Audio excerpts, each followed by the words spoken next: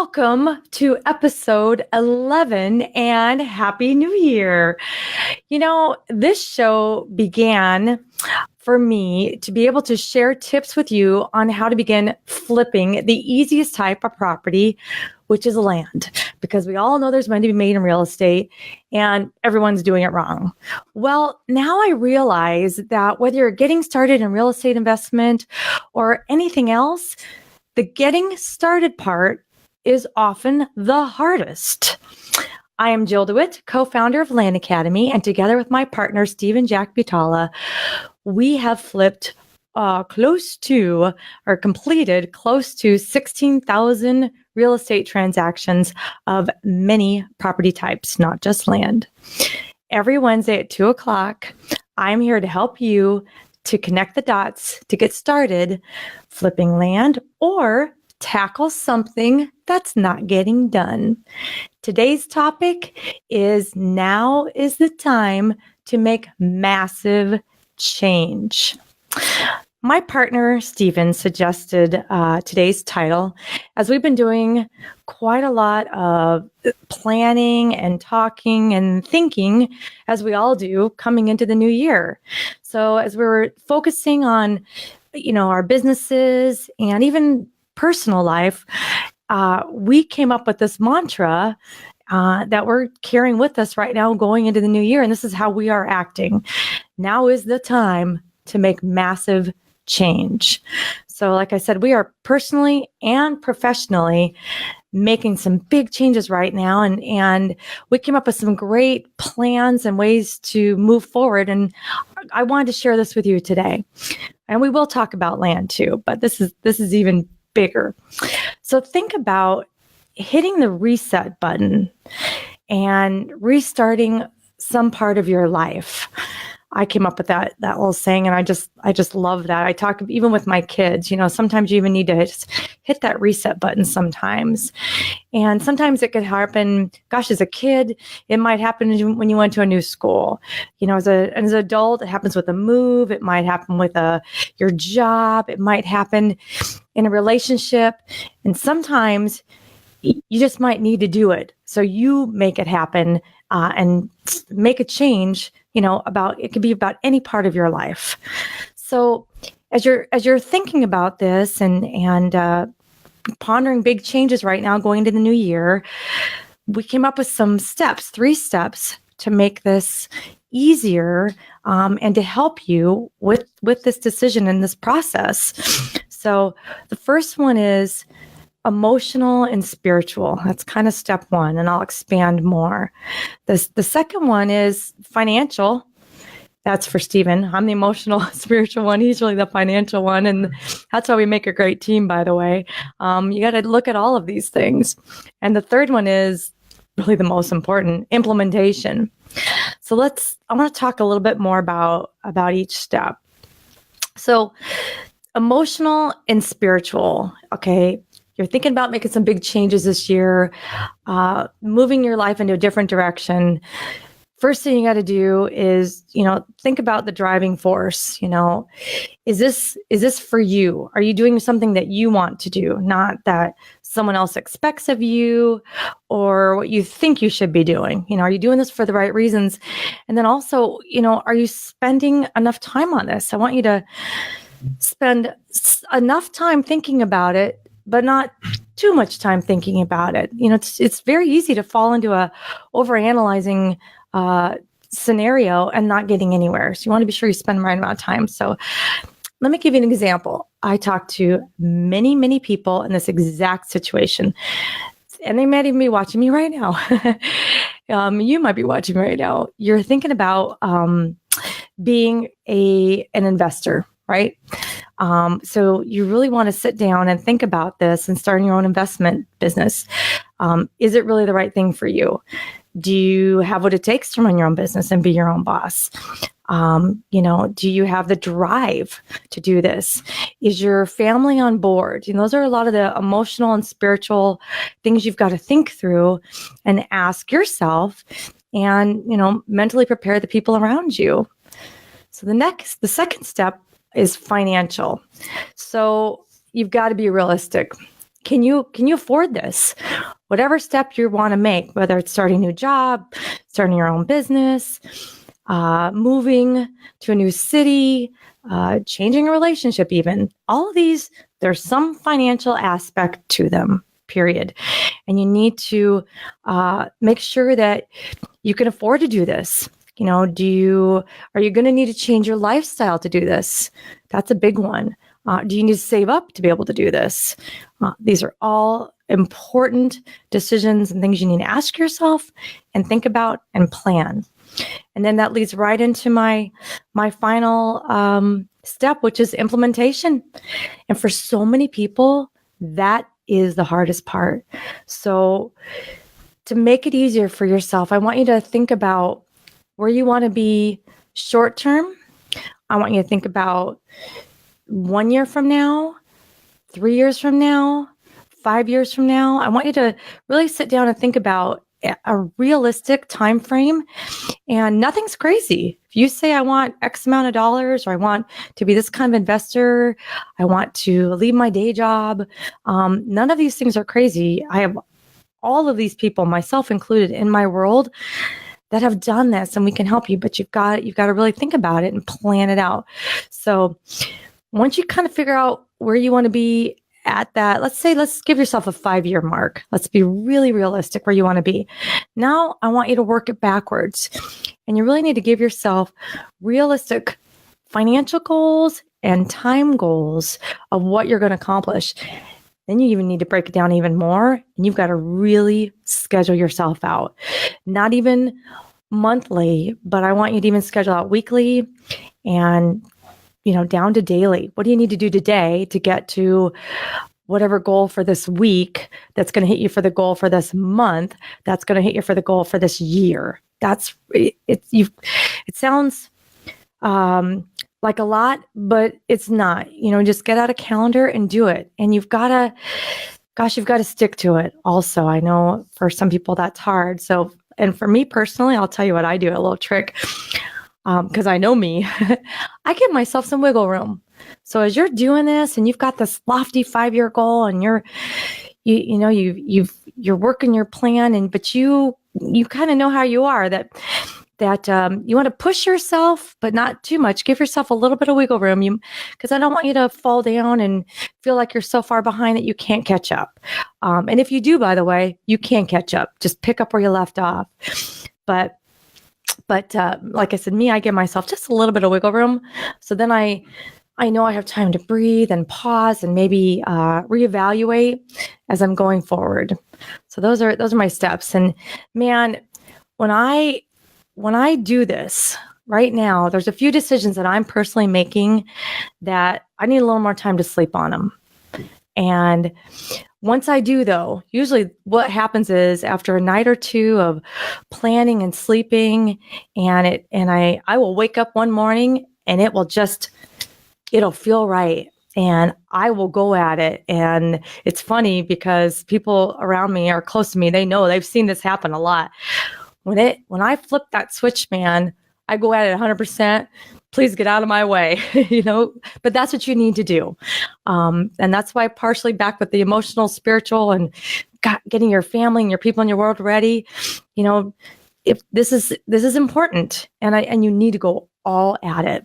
So if you decide, you're ready to make some massive changes too, that's what you need to do. And I want you to do that. So, and this doesn't have to be at the beginning of the year. Don't think that we have to start off on the New Year's here and you're not behind, but it could be a month from now or weeks from now or days from now. It happens to be the beginning of the year that we all kind of, I think, naturally reevaluate and make some changes, but it's never the wrong time. It's just doing it the right way. So I want to go ahead now and open it up for questions. That was just really important to me to share that today with what we've got going on. And so I want to go ahead and open up to questions about Land Academy, or just the topic for today about making some massive changes. All right, so I'm going to jump over to questions here. Oh, that's so sweet. We have some people here that were weighing in earlier, telling me they couldn't make the show, but they were going to watch later. Let's see here. All right, here we go. Shane is asking, happy birthday, world. I like this. 1 year older. This is kind of a Land Academy based question. What is the member's average hold time for selling properties to the best of your knowledge?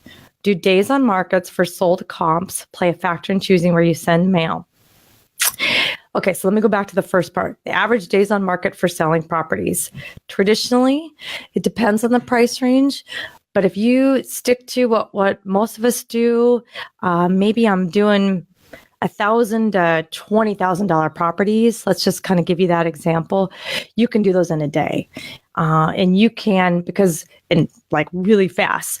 Why? Because that amount is something that people can put on a credit card. They don't have to move a lot of money around. Some people are the right person who's looking to invest $15,000 on your, 5-acre property in this gorgeous area. They've been looking in that area. They've been wanting that property, and yours just popped up, and they're ready. So it can happen really fast. And also remember too, what we tell everyone, Shane, is when you're when you're completing the transaction on the purchase side, as you, the buyer, you should already have this ready to go. So when as a deed's coming back to you, before you even have it recorded, you're already marketing it for sale. So, but you could theoretically, and we have done this, realistically, I should say, you can have the property sold before you even have the signed deed in your hand. You've already have an image of it. Your notary did that as they're sending it back to you, and you could already have it sold. So excellent, excellent question. Days on market. Now that one is super important for houses and House Academy and info lots. So I'm not sure, Shane, if you've got into Land Academy 2.0 yet, that will get answered there. Why? Because we have the statistics. On rural vacant land, we don't have the statistics that we have to look at this the same way with the days on market, if you will. For infill lots and for houses, oh, heck yeah. And when you get in and watch the program, you'll see Stephen where he goes and gets that data, how he pulls that data in. And remember, he's got a spreadsheet right there loaded for you that you're going to pop that right in there and be able to red, yellow, and green, a zip code. And with that information, we'll even better tell you where to send your offer. So that's wonderful. And that's one of the things that we love about 2.0. It's bigger transactions and bigger dollar amounts, and they're actually easier to complete because of the data. That's one of the reasons, because of the data that you have. So great question. Let's see here. Let's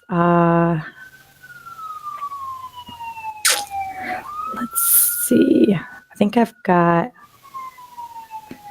a long one. I'm going to try to answer this, Jake. I'll show this here real quick, Jake. I don't know if this is necessarily the right arena. I'll try to touch on this lightly to get into this here. So Jake is asking, he was scrubbing some data. So downloaded some data, some assessor data about ownership. And he's got a few names he's not sure about. And he's asking if I would delete them or keep them. Some of them are an LLC. Absolutely would keep those in. Don't scrum them out.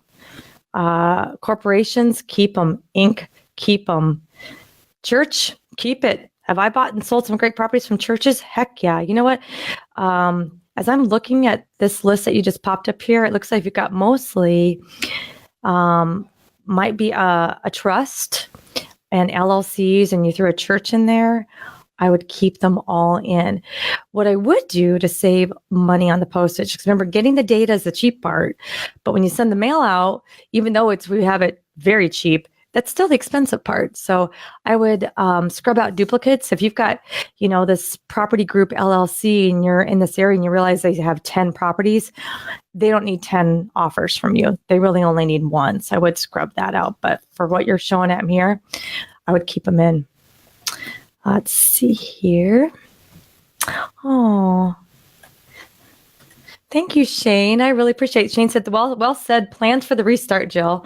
Thanks for your time and your motivation. You're welcome, Shane. Thank you very much. All right, Jake, I love it. This is so great. We can get this, it's almost like we have a little dialogue going here. You know what, Jake, I'm going to start doing, my team, we haven't really talked about this a whole lot, but at some point we might have this as a call in, and then you and I can really have an even better, conversation and quicker conversation. You can just ask me the questions right there. So yeah, yes to all with exceptions of treasurer. Well, you know what it said, there's one that you said, the co-op I would leave in. And I would keep in the treasurer because it's not like you're writing a letter to the actual treasurer. The way it's worded here, it's someone who's acting as a treasurer, it looks like, for an organization. So if I'm reading that correctly, that's why I would leave that in. So let's see here. Oh, excuse me. That was late. I realized that was Stephen answering the question about him. So yeah, we're both, Stephen's not so sure about the co-op. Okay, so trust Stephen, not me. That would be cool. And thank you, Jake. Wouldn't that be cool if we could have a call-in show? So awesome. I'd love to answer if anybody has any questions about, how about this? If you have any questions about my topic today, or if you're willing to share with me what you got going on for the beginning of the year and, what went into your decision, I would love to be able I would love to know that and share that. So please bring it. I'm trying to think, a few years ago, I'll tell you, I'm not going to tell you how old I am, but I'll tell you, when I turned 40, I hit the reset button, but hard. I think it was built up. So that can happen, and it could be scary, and it could be exciting. And for me, it's exciting. I just love it. And what I found is, when I hit that reset button, I made career changes, I made relationship changes, I made where I live changes. I did them all inside of 30 days. It was huge. And my friends were standing around going, what just happened? And, like, who is this girl? But I just snapped and I never looked back. And one thing that helped me that I learned was, as I was making these changes, if it was really easy and doors seemed to open for me, I went with it. For me, that was a sign that I was on the right path, and I never looked back. And it was true. It really was. I can honestly say, every time I was looking to move to a new city, for example, and I was looking to, make career changes. And I remember going, that was just too easy. How did that happen? I remember looking where I was going to live and going, my first choice is available. And then, gosh, they accepted me. And there was times that I caught myself saying, "This, am I missing something here? Is this wrong?" And then I later realized, no, that meant it was really right. So as you're doing this and you're making some big changes, and coming into 2019, and if it's all falling into place, don't question it. Go with it, because I think that means it is the right thing. All right, let's see here. All right. Question from Ricky.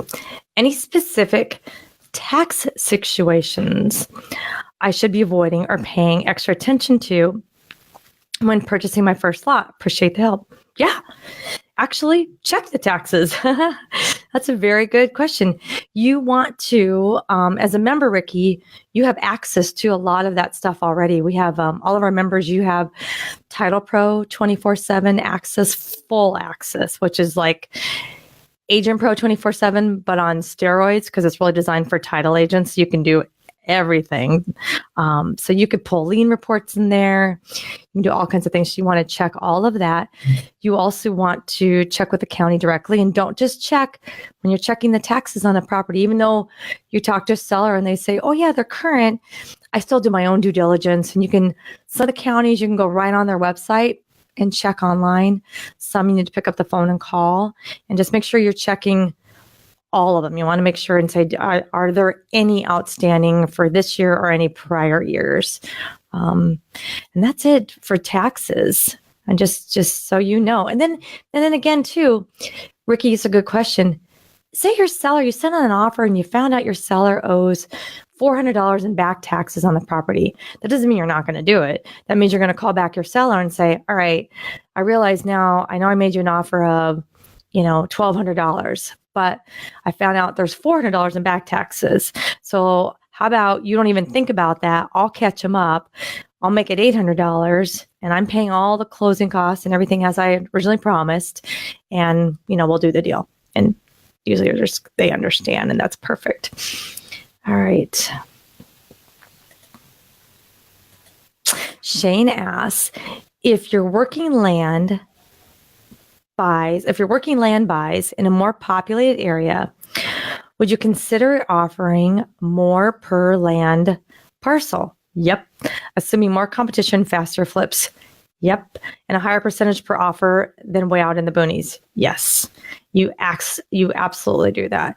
So you do price. You want to be competitive. I still want to come in. Gosh, I really want to come in, a nice chunk below the competition. So say you're in an area, Shane, that things are selling for $30,000 to $45,000. Okay. I don't need to be exactly half, but maybe $20,000. Maybe that's my ceiling. So I really want to still buy things for 10, to sell it for 20, because everything else in that area starts at 30. So I'm not, like I said, not exactly half price, because it's a little bit of a hotter market and maybe higher dollars. So, but you want to get in and out quickly. It's really about the volume. So not maximizing it here, because if you want to maximize profit, that means you're sitting on it for a while, and it's harder to build up your cash as fast. Let's see. Oh, hi, Richard. Richard says, I just joined. I need to sell about 2 sections of rural. Nice. If anyone doesn't know what a section is 640 acres, 1 square mile. 2 sections of rural land that I've inherited to generate investment capital for the Land Academy method. I'd like to know if the Land Academy training materials can help me sell the inherited properties at market price, or will the Land Academy method only be valid for selling land that's at a big discount? You know what, Richard? Both. I mean, it will help you for both, because what you're going to learn is the right way to present your property, the right photos to have, the right description to have, how to, the description, what needs to be in there. You're going to learn about where to post it, and reach, because you need to reach those people. So the only thing you need to think about is, do you want to be a wholesaler like we do, or do you want to be retail? So if you're going to be retail, especially something that big, you're going to put it on the MLS, and we help with that. And we talk about that in our programs about how to do. It's really easy for a flat fee. You don't need a realtor. For basically, it's $300 for a flat fee. You could put this in the MLS, and for land that big, that's traditionally what we do also. So it's really now about quickly it might be price. So that's the only thing that you might, want to consider. Do you want to hang out for a while? Because some of our people do. We have members, one in particular, Claire. She was with us way in the beginning, and she started out doing a lot of smaller properties until she built up, a big bank account, and she transitioned to doing much bigger transactions. They were like in the $100,000 range. And she decided that for her, she'd rather do like 4 of those a year, kind of 1 a quarter. And she knew that they took longer, but they were much bigger profits. So that's, just for you, kind of personal preference there. But we do help with both. Hello, Autumn. I was just reading a note from you, Autumn. I can't remember. I know you're on our radar, and I know you're like getting ready to join us, and I don't remember if you were able to jump in or not, but I saw a note from you, so glad you're here, Autumn. So Autumn asks, on average, how many days, how many letters, and how much money does it take using the land resources you have for newbies to buy and resell their first parcel? Let's use 2018 data since the year is complete. Thanks. Okay. I just had a discussion. I think Steve and I did a show about this too on our podcast. So if you don't know, you can, by the way, if you found me here on Facebook, you can also find me every day, Monday through Friday, with my partner, Jack Butala, on iTunes and Spotify. Just check out the Land Academy podcast. But we estimate you need to have set aside like $1,000 a month to afford to get access to the tools, download enough data to send out 1,500 units. So think about that, because remember the tools and all that's $250. You need to download the data. It's another couple $100, and then getting it into, not even that, like probably less than $100. We have it so cheap, but then getting the mail out on a 1,500 unit mailer is about, $700 or $750. So you need to kind of budget for that. So if you think about that, that will help you get going. So how many days? And how many days does it take to get their first parcel? Well, I think you saw, Autumn, if you do it very calmly and methodically while working a full-time job, I did 2 shows at the end of last year where in 6 weeks you could start with nothing and be all the way sold on your first property. And that's doing it like, 4 hours on a Sunday afternoon, where you spend 1 week and all you're doing is picking a county. And the next week, and you do nothing. So then the next week, you do, get it in the mail and scrub the data and price it. And then the next week, now you're buying it, then you're selling it, and so on. So can you do that faster? Heck yeah. I mean, theoretically, and I know people that have, we have quite a few members that have, it's so funny. They've called us and said, thanks a lot. I didn't get any sleep this weekend, like in a good way. I was so excited and I watched the whole program. I binge watched and it's 3 a.m. and I'm pulling data, and man, come Monday morning, I'm going to have that to offers to owners, and they're going out. So if you want to go that route, which you can, and, pull a couple of all-nighters, you could have, get the program and, in 48 hours get the program going into the weekend, and then come Monday morning, be sending your data and everything and your template to offers to owners to go out in the mail. Then the only thing that takes the time is just waiting for the mail to hit. And that's okay. So while you're waiting for the mail to hit, that's when you're getting all your other ducks in a row and be ready to do deeds when these come back and answer the phone and, get your systems kind of set up, posting the property and learning about that. So you could do it really fast.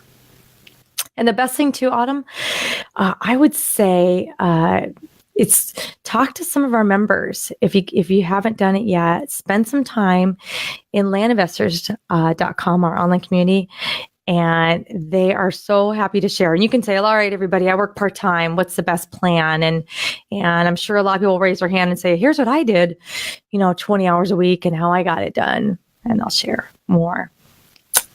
Let's see here. Oh, thank you, Justin. Nice to see you. Happy New Year. I hope you're warm. I saw your awesome photos out hunting with your son, and that looked so fun. I'd love to hear what you guys caught. I imagine you have a freezer full of deer or something right now that you guys are going to be living off of for a while. So, thank you, Shane. This is really cool. Shane says, I've been listening to your podcast from the start. Yeah, it actually was 2015. So if you found us in 16, you probably went back a little bit. That was good. I LOL, a lot of you and Steve on your podcast. Funny stuff. For me, it was feeling comfortable with the concept. Timing is always tough. It was time for a restart. Not getting any younger, and want to succeed. It's time to make the time to succeed for me. That discount helped a lot too. Thanks. You're welcome, Shane. I am really glad you're here. So that is really, really good to hear. And then, and that's true. Steven said something the other day, and I wrote it down, and he's right. He said, the reason you're not doing that is because you don't want to. When you really take a step back, it's true. How many of us are not? It's the new year. The reason you're not losing weight, or the reason you're not going to the gym, is because you don't want to. You can make the time, and you just have to. So, and sometimes you have to force yourself, and I understand that. Stacy Richardson asks, oh, she's new. And by the way, thanks so much for the great deal on joining. She kind of added here. So Stacy said, not sure if this is the right forum, but I joined recently and I have a few questions. Oh, I don't seem to have access to 2.0. Okay. It's probably clearing a cache and cookie thing. So if you haven't reached out to my team, they can help you with that. Because I've seen that happen. It's just something simple like that. And you can't figure out how to get access to RealQuest. Same thing. It's probably, depending when you join though, I will say this, Stacey, in a very good way, my team was completely blown away by the response from our end of year promotion and how many people came in our group. And we are so happy and so excited. It's going to be awesome. So I know that today there was a little bit of catch up. So there could be some of that going on too. So hang in there. The best thing is just reach out to my team, support@landacademy.com, and they will get right on that. So thank you. Also, I forgot one more thing too. Sometimes there's questions that can be answered on our website. So if you go, actually, you know what? Stacey, I'm going to show you something here. If you haven't seen this yet, I'm going to show you the website real quick. So here on the website, if you see this right down at the bottom, see this green, lifesaver ring, buoy, however you want to call it here, that is where you can go and get a lot of answers to questions. So right now I clicked on it. What do I want to know? I want to know about, I have a RealQuest question. And it pops right in here. Here's a first thing right away is RealQuest login. When I pull records, looks like there's a limit. How do I fix that? How am I billed? Even little things about, the APN and the formatting, all kinds of great tips. So if you haven't checked that out, there you go. So thank you, Stacy. Oh, wow. Thank you, Justin. 7 coyotes. What are you going to do with them? That's the next question. That's awesome. Okay, I have a question that's popped in here about our enrollment is closed. So for anyone watching right now, wants to know, if you're watching right now and you want to know what is up and why you cannot get in, we did close it. So it happened this morning, and it's going to be closed for approximately 3 weeks. Why? Because Stephen and I are reevaluating the pricing structure, and we are looking at the next programs that are coming up, and we're looking at bringing back our levels. If you've noticed from a while ago, we used to have a silver, gold, platinum, and there were different things that they were offered, and we took that down temporarily while we kind of figured out how we wanted to align that. So a version of that is coming back. And also, we are discussing a tools-only product. What if you are happily investing, been doing it forever, but gosh, you would sure love a cheaper way to get, RealQuest Pro, because you've been paying a la carte for that on your own at $250 a month. And boy, you could love to get your hands on Title Pro and maybe Parcel Fact. I'm not sure what else we're going to, for finding the properties, what we're going to throw in there. And hey, maybe some member pricing on mail, because that always helps. So those are all the things that we're throwing around. So that's what we're working on. So we've got a couple weeks to kind of put that together. So excellent question. Jake says, I know I've been a slow starter. Since when, Jake? I think you've been at it here. So I've been a slow starter. Oh, God. But Omar's working on my first mailer right now. And it should go out today or tomorrow. Yay. Okay. And you got your website up. All right. Jake, I hope you don't mind. I'm gonna pull it up right now for us all. So that is so cool. Bye. Let me hide that real quick here. Wait 1 second. If I go back. There we go. All right. Now I can properly show your website. Jake, this is awesome. So, and this is what you need to do to get started. You want to have something when your mailers go out. So people look you up because they will, and they want to know you're legit, you're a real person. This is your business. This is fantastic. So here's Jake. He's got a nice description. What's going on? Already working on his FAQs. This is wonderful. So when people look at this, because you don't want them to call you 25 times, right? To ask you these questions, you want to be able to, get them answered here. So this is so good. Contact us. Boy, is that important. I love that you have a real phone number, and I love that you have a way that if I can't call you or I don't want to call you, I can just send you a message. So, all right. Jake, this is awesome. Well done. I'm really, really impressed.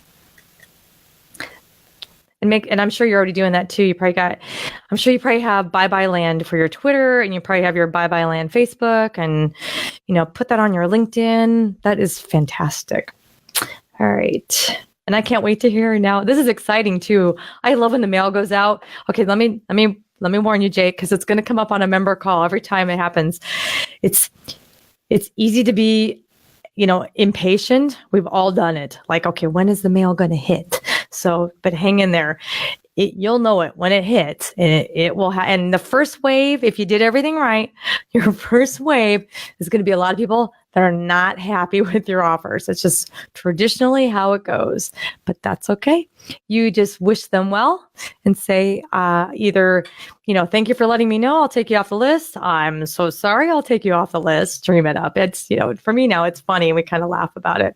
So, and then right after that, the next wave, you're going to start getting calls back, and then it starts, and then it doesn't stop. Because they'll put it on their desk, and they might pull it out a month from now, or something will happen, and they'll go, oh yeah, I know how to get some quick money. So congratulations. All right. Autumn says, since you've been sending letters to sellers for so long, have you found that perfect frequency of how often you send letters to the same list over and over again? Nice to see you again. Thank you, Autumn. We traditionally don't hit the same list. We just move on to either a different property size in that county or a different county. So I believe some of our members have tested this and done this a little bit. And I think for people with, especially the houses, that's kind of how they kind of warm them up kind of thing. But with us, there's just so much out there. I haven't needed to. And I just want to get a bunch out there. So that's really how we have traditionally done it. So good question. Oh, thank you, Stacy. All right. I think we are out of questions. So thank you so much. I have maybe one more popping in here. Oh, thank you, Stacy, for asking. Stacy Richardson's asking, any tentative schedule for the 2019 live events? We were just literally, Stacy, talking about that last night, Stephen and I. So I'm still looking at first quarter Scottsdale, exactly how it's going to be presented, and if it's a 1 day or 2 day, it won't be more than 2 days. We did 3 last time and we realized that was harder for people, and I think some people couldn't squeeze it in. So we're going to eventually make it 2 days. But we're looking at Scottsdale sometime in the first quarter, and I hope to make an announcement on that in the next 2 weeks. So I'd like to have an announcement on it even as early as next week. So I'm going to meet with Stephen we have a lot more meetings coming up the end of this week, and I might get some out here real quick. So, Oh, okay. We got one more. Jake's asking me. I'm gonna sneak one more in here. He's got a long one. So I'm just gonna read it, Jake, and go for it here. It said, in the greeting. Oh, and you're welcome for the website review. It looks awesome. In the greeting in the letter, you use first name. I am my wife's campaign manager and use the outbound calling technology to place calls. I have done this for 2 of her reelections. Oh, okay. I have made over 33,000 calls, okay, and spoke to 11,000, left 8,000 voicemails. So basically, Jake's telling he's a lot of experience with voter databases. When I first started, I would have used the first name on the data set that pops up when they answer the phone. Hello, is this Jack? If a spouse answered, I would say, hey, is Jack available? What I found that in many times what I found was many times the name I used was the proper name. So if Jill answered the phone a couple times, things might happen. I didn't respond because maybe it was, the Steve and Jack thing. Got it. Meaning I was warning her husband that there's a telemarketer on the phone. Or B, and it typically starts you out on a hole. Okay, so you've got to build credibility. I understand. Or B, he would say, I'm sorry. Oh, they would say, I'm sorry, I don't know that person, but they do because you just got the name wrong. We've all done that too. I totally understand. So what do we do? So what do you want? That's another response that they have. Calling me because it's not the right name. What's going on? So I started addressing each person as, hello, is Mr. Butala there? And there was almost no pushback.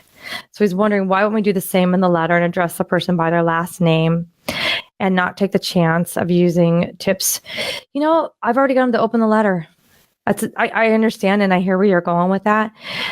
On the letter, I didn't address the letter to John on the outside of the envelope. It really already was Mr. So-and-so. It's Mr. John Smith. And then when they open it up and it says, Dear John. So we're already kind of over that hump. So I don't think you need to be that formal. All these years we never have, and it hasn't changed anything. And I personally think, and maybe because you're doing it in a different way. I mean, a telemarketer or just even cold calls are very different than what we're doing. So I think that's it too. I don't really see us as the same. And when I get calls back, by the way, on our offer letter, they have a way to email me and call me or just sign it and send it back. And never do they call me and say, hi, Jill DeWit, or hi, do I speak to Miss DeWit, or something like that. They don't do that. They say, is this Jill? I'm like, yes, this is Jill. And I might even answer the phone that way too. Sometimes I'll answer the phone and just say, this is Jill. And it just calms everybody down right there. They know who they have. So like I said, I wouldn't change the letter because it works great. But on your end, when you answer the phone, if you want to, that's how I am. And I'm trying to befriend the sellers. I don't want them to think of me as a corporation. I want them to think of me as a real person, as an investor, and I'm just making them a nice offer on their property, and they see me as that, and that's traditionally, then they sell it. I don't want them to, honestly, and I think too that by this casualness, not formal way that we do things, they're seeking me out on purpose versus, ABC Investments LLC, and you don't even get to talk, you're passed around from 6 guys. A lot of sellers don't like that, especially some of the, the elderly ones. It's like calling the bank. It's a terrible. They'll walk into the bank to talk to people and let alone call the bank and deal with all the push stuff. So, but I hear you, and it's a good question, and thank you. I'm glad you brought that up. So, all right, this is great. We have a few more in here. I'm gonna do another one here. Thank you, Tyler. Tyler said, "Hey, Jill, sorry for the late question. Enjoy your show, and mine, Steven's podcast and Land Academy. Thank you. Watched all the training videos over my Christmas vacation. How does the credit card processing work for potential buyers? I've heard credit card processors won't allow you to utilize their services until you prove you've been in the business and process a decent amount of payments. Is this true? I know your team offers a credit card related product, but have not yet had a chance to look into it. Might be jumping the gun here. You are not jumping the gun, Tyler. And that's the next thing for Jake, as he's doing this, by the way. Jake already has his website set up. He's got a place to sell his property now. Sell your property. Doesn't have any property for sale yet on here posted. But when he does, he's going to want to have a way to check out and pay right away. So our credit card processor, we spent a year developing this product, and basically the relationship with this company, it's called Heartland. Anybody can use it. Go to landinvestors.com and you'll see it on there. The Heartland credit card processing, it might say Jill Pay on there. You can search for that and it'll pop up, and it's right on the front page. Actually, I'll show you while we're here. I will show you real quick. But about that, one of the reasons that we have them is because they understand us and our product. So because you're right. The normal, if you went to, let's just say, I don't know, Stripe tomorrow and said, "Hi, I'm brand new. I just started this business. I want to do this." Most likely they'd say, call me in a year, or, I need more than just that to hook you up. You do need to have a relationship with them. And from a lot of credit card companies, I think Stripe's one of them too. They don't necessarily understand our property type. And a lot of them, like especially PayPal, and, there's so many that will not process credit card payments. And again, that's part of what took us a year to get this relationship with this company, that we can now do it. And you don't have to be a member. It's for everybody, by the way. So go check it out. On our page, I'll show you right here. On the right-hand side, here it is, Jill Pay credit card. So you have to scroll a little bit down. Jill Pay is here. And there's a form. Just click this form. And there you go. Credit card processing. Fill it out. Tells you all the information that they need to get you started. And again, see credit card statements, if available, they'll work with you. So, and that's the point of being here. And that's why we developed this relationship with this company. So, that's one of the things about being a Land Academy member. We're getting you access. Gosh, I can't tell you how many times Stephen and I have said, boy, I wish I had us. I wish I had us 5 years ago. I would have had parcel fact. Finding things would have been so much easier. I would have known all the places to post a property and had an easier way to do it. I would have this credit card processor. Boy, that would have saved me time. Oh, I would have had Title Pro. That would have saved me a whole lot of time too. When I'm doing my due diligence and looking back on the chain of title on these deeds. So this is one more thing of why you're here, that we have negotiated these relationships or created the products ourselves, so you can jump in and have access to everything the pros use and not have to wait 5 years until you have the track record and the money and are that established that you can do it. So great question. I'm glad you asked that. So thank you, Tyler. Well, thank you for joining me today. Please feel free to leave any other comments or topic ideas or suggestions for me here. If you're watching on Facebook or if you're seeing this on YouTube, put it right in the comments. I promise we read them. And you YouTube viewers, we are working on getting that up and running quickly this year. That is really high on my list, that I can do a face or a YouTube live show for you at the same time. That is coming. And also, if you haven't got our free ebook and you're just now learning who we are, please go get our free ebook. I am Jill DeWit from Land Academy. I'm here to help you get started. That's the hardest part.